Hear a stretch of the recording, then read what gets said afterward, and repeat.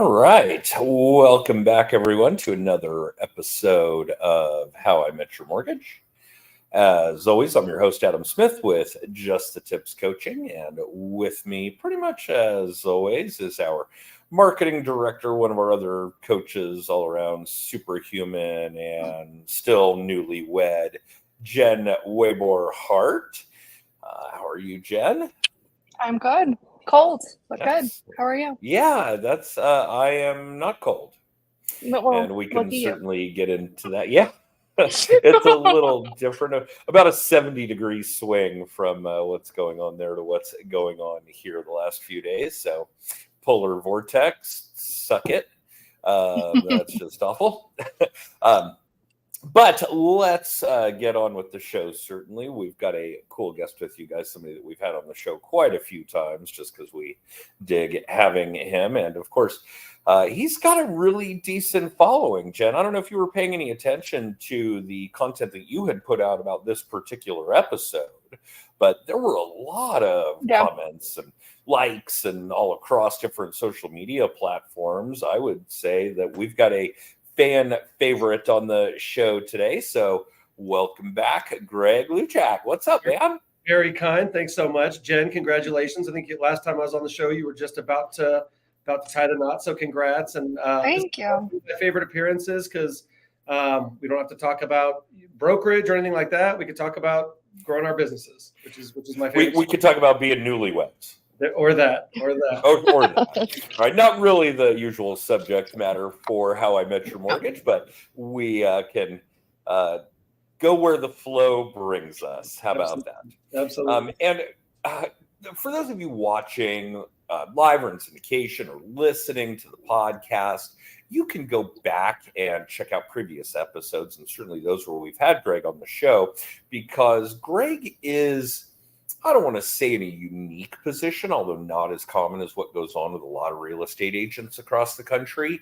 And we've kind of been documenting this way Greg's growth and other businesses and brokerages that he's acquired and how he's bringing in new agents. And one of the things that goes on at Just the Tips is that we really have two major segments in our program. We talk about lead gen and contact management and social media and video and all of the things that circumnavigate being able to build a strict repeat and referral business.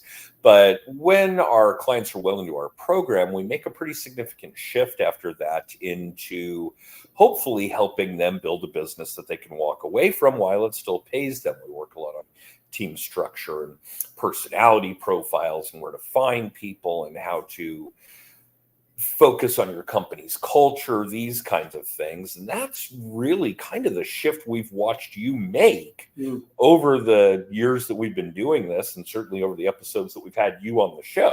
And it's probably been, what, a year, Jen, since we've had Greg on the show? Yeah, about that. About a year. And I think maybe before it was about a year, but right about annually about this time, I think. All right. So why don't you at least bring our audience up to speed on what has gone on over the last year? Yeah, absolutely. So last time I was on the show, I had just taken over Keller Williams Client's Choice. So we've got a brokerage of about 200 agents here in Colorado Springs. And so really the last 12 months was spent a lot of time kind of building the brokerage a little bit. And so bringing in, recruiting, doing all the PR trails and all of that, but really getting out and letting everybody know what we're doing, which is trying to get back a lot to like fundamentals. I mean, we saw as we were shifting last year, we kind of saw that happening, and we knew that we were going to have to get back to a lot more training. We were going to have to get back to a lot more scripting. We're going to have to get back to basics, focusing on follow-up and all of those basics that we sort of were able to get away from in the COVID market because stuff was going so fast. And so been spending a lot of the time growing the office, training, doing stuff like that, still doing some business, obviously. But I think what it's really kind of illustrated for me is given me a really wide sort of view of not just younger agents on my team, but agents throughout the office and kind of how they sort of handled the last 12 months as far as business goes and all of the swings and all of the uncertainty and all the stops and starts in that. So It's been Well, exciting. don't get me wrong. Let's not glaze over that. I think that's really solid content here of the ones, regardless of age or experience or longevity in the business, the ones that are still doing what they do and were doing what they do over the course of the last couple of years.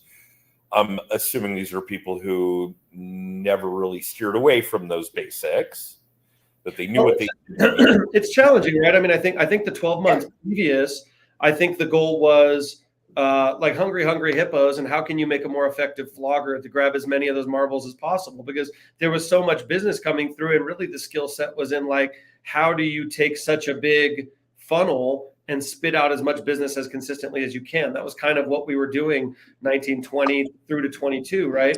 And now all of a sudden last year, it's like, okay, follow-up is key. What does follow-up look like? We have to change the way we're following up with clients, because buyers, for example, had so much urgency. It's like, I get off the phone with the buyer before I can call Adam to let him know that my buyer is going to be calling and update him of the situation. They're already on the phone with them, right? And then we show up and they're going under contract in a weekend. Well, that's because you had to take another call from another person doing the exact same thing. So there was a 10-minute delay there. Correct. And so right now I'm like, what I'm really focusing on with my team is I'm really like getting back into the dough of the team and working as I'm just like hell bent to get us back to $100 million this year in closed volume.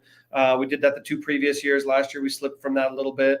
You know, it's time to get that back up where we're going, right? And so the focus has shifted a little bit back to the team and making sure that we can be, you know, the heart blood of the office and getting where we need to be, which is, you know, selling 200 to 250 houses a year. So, but the one thing I'm looking at with the team, for example, in shift of doing that, our form of follow-up changes. So like one thing I started doing that I found really effective right off the bat, and it's a good tip that people can steal right away, is what does your follow-up look like? If your follow-up is, hey, Adam, or hey, Jen, I'm just touching base, following up with you from 3 months ago, that's not going to do it. But like work in step with your lender, build a relationship and a communication with the lender that's helping you with the deal.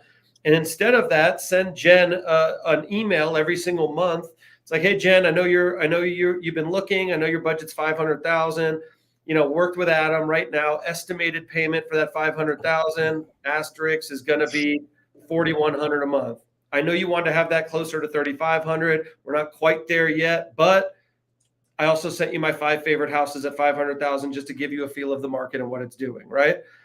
Number one, as interest rates start to like settle and come to where we might think they are, that 3,500 a month all of a sudden is going to come down to 32 and 31 and 3,000 a month. And if you're doing that monthly, eventually at some point, someone's going to say, hey, honey, like, I know we said we want to pay $2,700 a month, but look at this house that I just got sent that I can have for $3,000 a month. Like we can stretch, right? We'll cancel Netflix for a couple months. Like, right? They'll figure out a way. Like it's just more effective communication, bringing value, showing them properties, like getting them excited about the process, staying in touch with them, staying educated, not rushing it, right? Like those little kind of things versus, you ready to buy a house yet? No. You ready to buy a house yet? No. We change the way we're doing all of that. Well, and that's interesting. Yeah, I think that, and certainly if you're an agent and you've got decent relationships with your lender partners and they're not using some kind of rate check system to ensure that they are able to, now I don't want to say tag, but highlight when these specific clients are in a position to accomplish what they want, then yeah, please. As far as the type of contact management that we're describing, it certainly needs to be more frequent. Personal. Get your people off drips. Communicate with them. Yeah. Send them your favorite. Well, and don't get me wrong, I think that there's a lot to be said for that kind of automation and systemization, but it's not a substitute. It's a supplement. Correct. It's a tool. So yeah, it's a tool. It's not the whole tool belt. Absolutely. And I think one of the things that is a really big deal for us in our mortgage practice is that one of it is that we've been doing this so long. We're really, really good at data collection. If you guys haven't read Kick Ass, Take Names, Numbers, and Email Addresses, please do that. I'm not usually for that plug, but I do think it's a really solid amount of content on how to build a contact database, which is what you've got to do.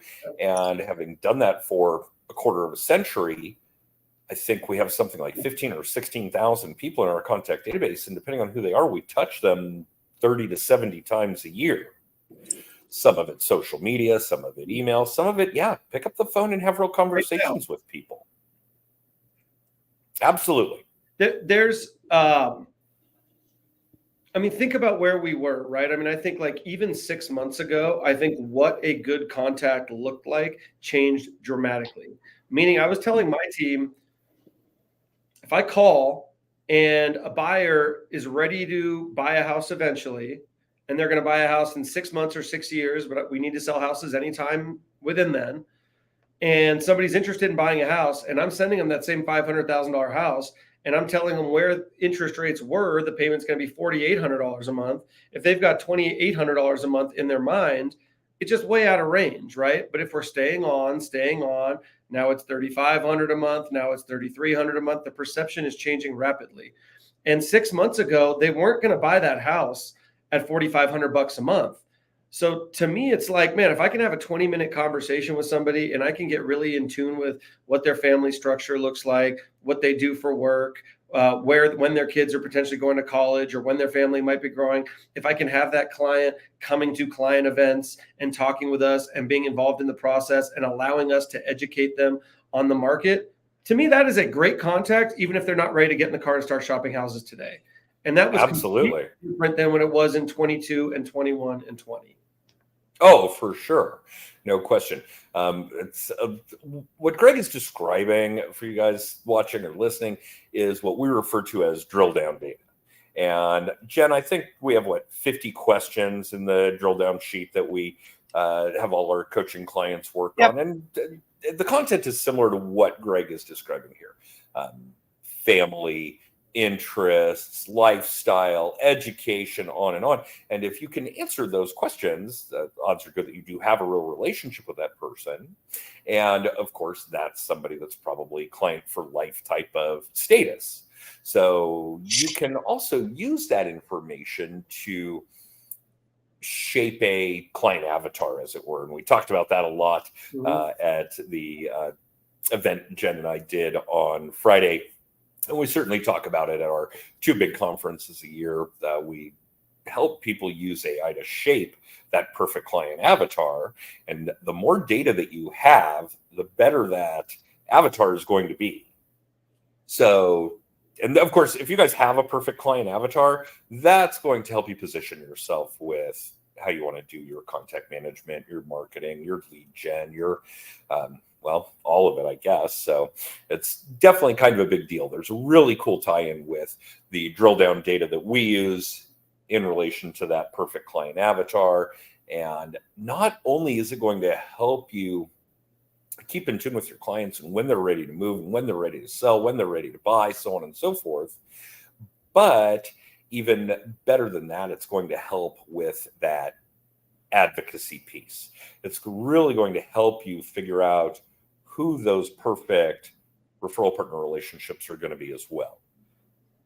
So and that's definitely a very, very big deal. And I think that got more important than ever last 12 months, right? I think as interest rates jumped, it's so funny because so many realtors and lenders I heard with the dialogue of this is nothing. I saw interest rates at 18%, right? And I'm like, yeah, houses cost 40 grand back then, but sure. Right. I was going to say. And so there was that, right? But it's also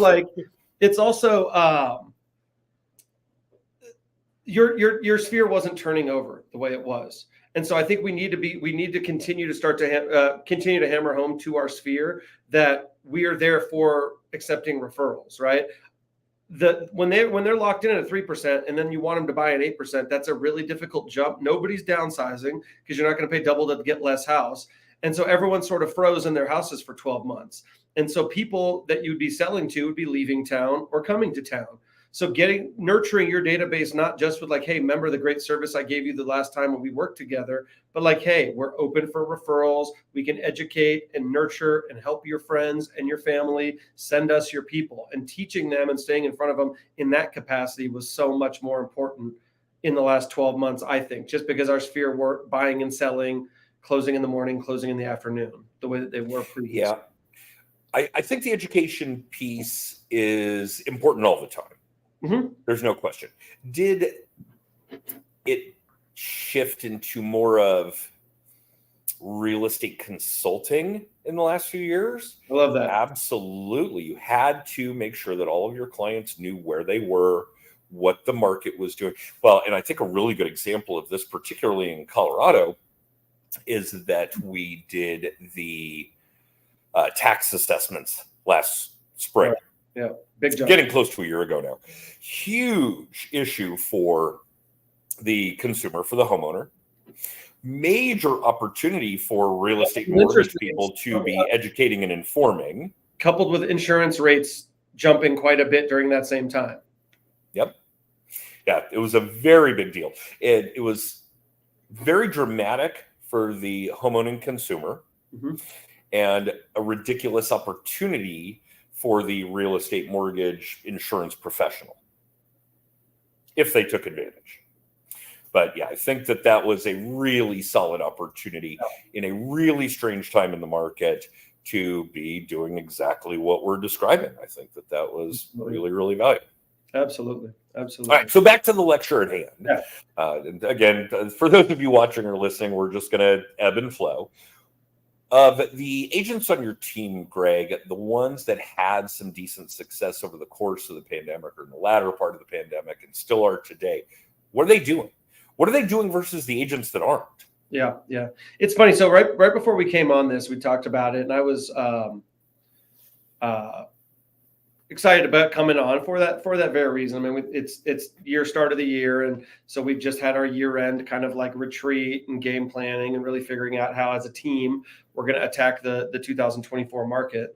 And so what I really saw, and what I think we're seeing across like not just my team but the brokerage and the market, is this like huge disparity that's starting to grow bigger and bigger, I think, between the haves and the have-nots, and the agents that are out doing business and the agents that are kind of sitting back and waiting for business. And I'm telling you, I think the number one thing that I'm noticing between the agents that are performing and the agents that aren't is passive versus proactive marketing. And I think the agents that are seeing their numbers dwindle a little bit are the ones who are posting on social media, who are putting stuff out, who are dropping flyers, and the ones who are waiting for their phone to ring. To me, that's passive. And I don't think there's not a place for that. I think social media is a great way to mass market yourself and things like that. But to me, that's not prospecting, right? Like, no, that's branding and dial it, right? And so to me, I think the agents who are willing to press call instead of wait for the phone to ring and press accept, I think those are the guys that are seeing that business turnover. I think we've seen a lot of opportunity in the market. Our team especially, we do a lot of prospecting on expireds and some of the old school sort of ways of getting business. So FSBOs can't. Watch your fucking mouth, yes. FSBOs can't sell their houses by themselves anymore. They need us again. So that's a real opportunity for us to come in and show value. And that's serious. I mean, the way the market was 2 years ago, you'd refresh the new houses on Friday, you'd refresh the new houses on Thursday, and every house on the market. Well, now there's, in El Paso County, where we primarily service, we've got almost 2,000 houses active on the market. So how do you differentiate your house in a haystack full of needles, right? Well, that's where we come in and we can actually market and get the home out. So FSBOs, they need us to sell their house again. That's a big one. Expired is a big one. More. And I think we're seeing those agents who maybe didn't take the time or take the money or build the relationships with vendors to properly prepare their homes for the market.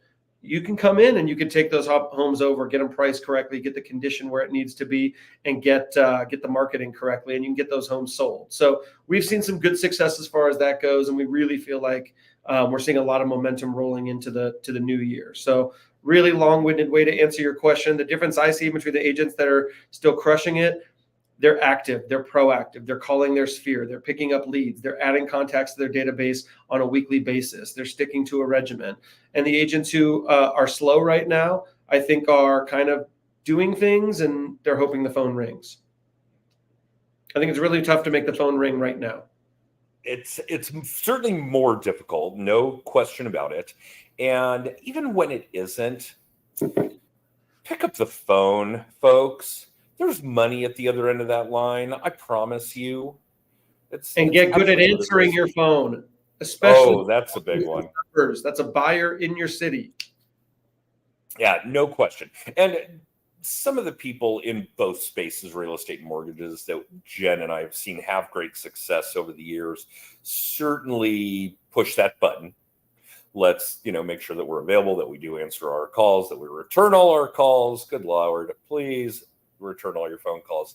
But I think something that would be beneficial to the people that are being more passive when it comes to their, I don't even want to use marketing or lead gen. I would say branding is more appropriate when we're talking about social media and video and distribution thereof, is that the phone is still intimidating to people. It is. And I don't know how, it's been a couple of years, but a former coach of mine wrote a great book called Overcoming Call Reluctance. And when he wrote it, I had a brief conversation. Or when he published it, I had a brief conversation. And I was like, well, I don't have call reluctance. You got me past that 20 years ago. Mm-hmm. He says, no, you do. Read the book. And he was right. There is still quite a bit of call reluctance. And this is coming from somebody who makes hundreds of non-transaction related outbound phone calls a week. Hundreds. Literally, I do probably 300 a week. Yep. And I still had things to learn. I still had speed bumps to get over, so on and so forth. So, yeah, shameless plug there for Carl White. I have a little bit of a reputation, like in the business and around the office, as I'm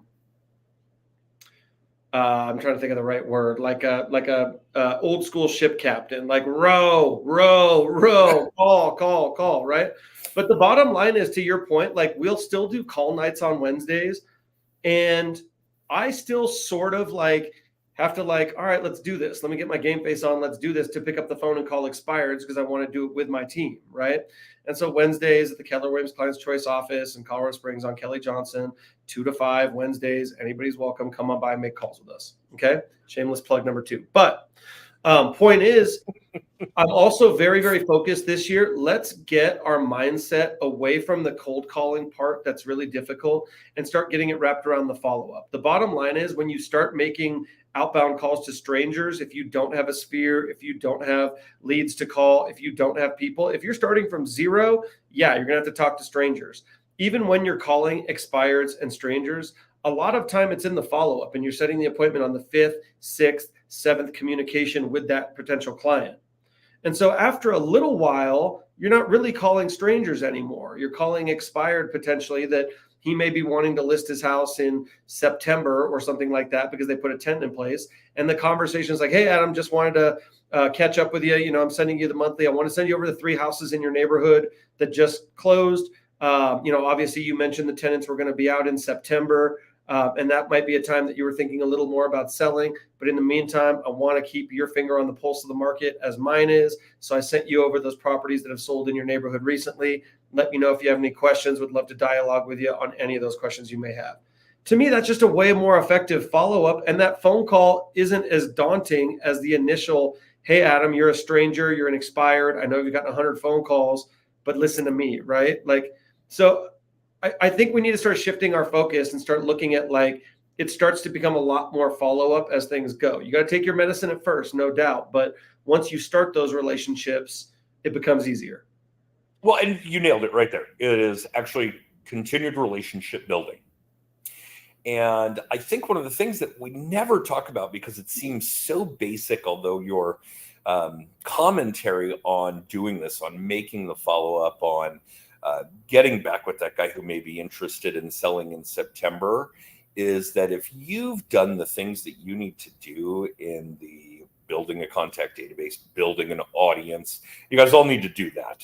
Whether it's picking up the phone or an email campaign or a voicemail campaign, a text campaign, social media campaign, whatever it is, you got to have an audience. You got to have people to hear your message.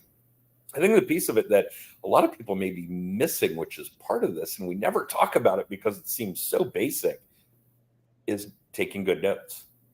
Yeah, absolutely. If you're not taking notes from the conversations, these follow-up conversations that you're having with people, so that you are aware of their timeline, you are aware of where they are, what space they're in, so on and so forth, so that you can continue that conversation 30, 60, 90 days later, then there's a significant problem. You've absolutely got to be doing the things that are going to help you stay organized. They're going to help you stay on top of these relationships that are going to make you seem like a rock star when the time comes. And it becomes low-hanging fruit once you do it well. So I'm going to use our expired. Totally. I'm going to use expired prospecting as an example. Do you know how often we call and it's like, hey, we saw your house came off the market. Interested if you're still wanting to get it sold. Would love to interview for the position, whatever that opening pitch looks like. And the feedback is immediate. They get a call from 100 realtors that are kind of like asking a version of that question. And so they're very proud to like, I got an objection you can't overcome. Put a renter in it. I put a renter in it for a year. Take me off your list. And they're happy to get off the phone with the other 99 agents that they spoke to, right? So dig. Sure. What are you getting for rent? How long is the lease? Do you want to continue renting it after this? Are you looking to make this a long-term rental? Are you looking to add to your rental portfolio? How are you like make notes of all that stuff.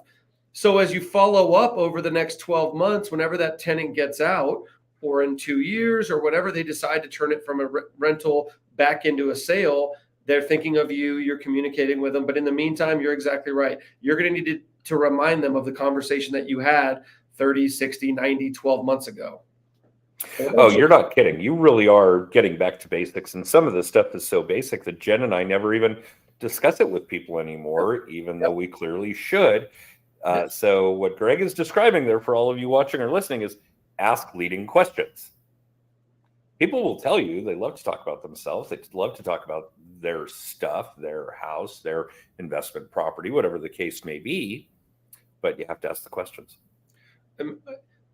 I think we need to go back and check our foundation, right? Like we need to go back and check our foundation and make sure the basics right now we're doing exceptionally well, from making sure our listings are presented well, to priced well, to making sure our buyers are being nurtured through the process, and as well as like we just talked about, staying in communication with the lender and really leaning on that relationship. Because there's times if I send that follow-up email, there's times that my buyer might call Adam and be like, hey, Greg just sent me these 5 properties. This one is really cool. The email he sent me says it'd be like $3,300 a month. Like, is that right? And then Adam needs to call me and say, hey, Joe just called me asking about this payment. I think he's really interested in that third house you sent him, schedule a showing, right? And that kind of like back and forth is way more important now than it was 2 years ago. So when I say basics, I'm saying like, let's go all the way back. Communication is always going to be one of those foundational pieces, no question. There's just no question. Yeah, we need it more than we ever have, I would say. I don't even remember seeing it. It was funny because I was talking to another colleague who is in New Mexico this morning, and we were talking about the cycle, the low point to the low point for that kind of activity, 07, 08 to 22, 23, about 15 years. And I don't think we've ever had a need for that back to basics mentality than we have, and it certainly isn't the same as it was 15 years ago. I agree. Yeah, I agree. So, this may be one of the most important points in a cycle that we've ever seen in real estate, mortgages, et cetera, where that mentality is as important as it's ever been. It feels like a bit of a tipping point to me too. It feels like this year is going to be hypercritical to make sure you're separating yourself and you're on the haves side of the equation. I think there's always little things that are coming in that are tweaking the market that we're adjusting on the fly. But I think this year especially, we just had a dialogue with my office, and we were talking about kind of what leadership looks like in 2024. Accountable, hard driving, flexible. I think it's a very, very critical time, and we need to be fast on our feet, and we need to be absolutely rock solid with our basics. I think that's probably the key message from this entire episode.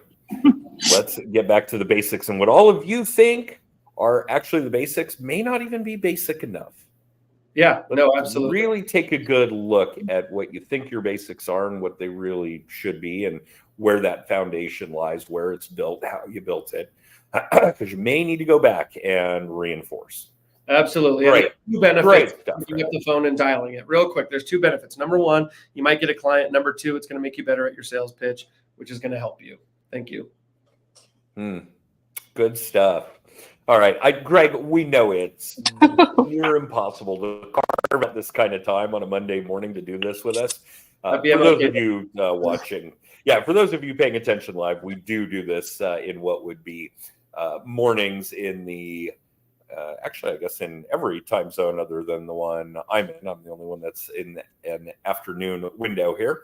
But Greg, thank you so much for doing this again. It really means the world to us. And I think the message that we were able to put out in today's episode is of ridiculous value. Appreciate you both. Love you both very much. Thanks so much. Shout out to my team, Loot Chat Group. Get on the phone, start dialing. Love you all very much. All right, Jen, take us home. What are we up to these days? All right, guys. Well, we are just over 6 months out from Social Media Day 2024. So I am actively looking for speakers and sponsors for that. Basically, this event is for anybody interested in getting more exposure, learning more about social media. So that's pretty much anyone. So if you are interested in speaking or sponsoring, email me at smdaydenver@gmail.com. We will be finalizing speakers very quickly, which is nuts. And I mean, tickets will be on sale next month. So that's cool. Wow. And for everything else, right? I know, 6 months. So everything else, you can text TIPS to 63566. That will get you past episodes of the podcast and current episodes of the podcast, our weekly little tip, one-on-one coaching, copies of Adam's books, literally all the things. So text TIPS to 63566. Cool. Thanks, Jen. And for everyone watching or listening live or in syndication, thank you for tuning in to another episode of How I Met Your Mortgage. If you want to catch us live on Facebook, YouTube, or LinkedIn, we do this at 10:30 a.m. Mountain Time. And we'll be back with a new episode next week. Greg, thank you again. We cannot express how much we love having you on the show. We don't have very many guests that have been on more times than you have, maybe a couple. And one of them is because we love this cat in California who is a real estate agent after being a librarian, for example. Really interesting kind of swivel pivot for him. We got some time. We got more years to hop on, Adam. I appreciate y'all very much. Cool. Absolutely. All right. Well, thanks again, and we'll see you guys next time.